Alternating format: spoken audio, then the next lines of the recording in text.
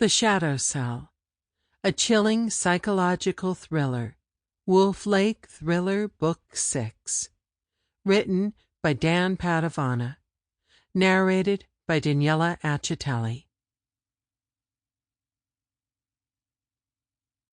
Chapter 1.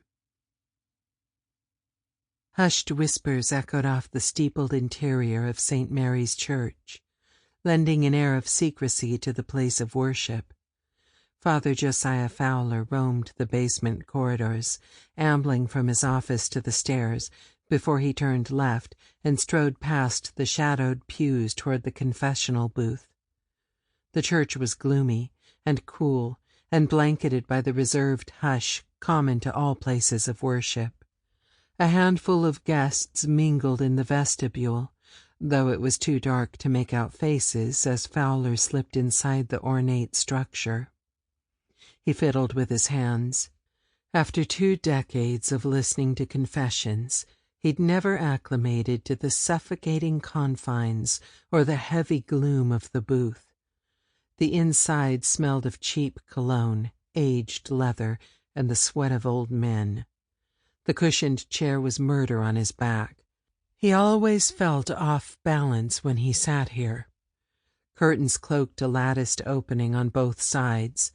A kneeler lay against the dividing wall with a matching hassock in the opposite compartment. Fowler sat in silence, sensing eyes on him, judging. He'd made his share of mistakes, some he never learned from.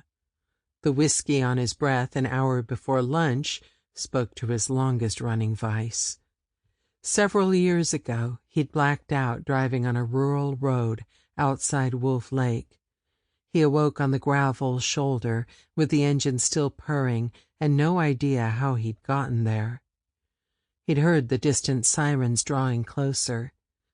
Fowler drove home before the authorities wandered past and ticketed him for driving while intoxicated.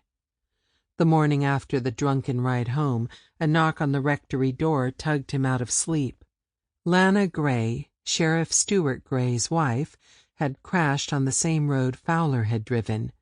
They'd found her dead behind the wheel, the front end of her car crumpled and wrapped around a tree.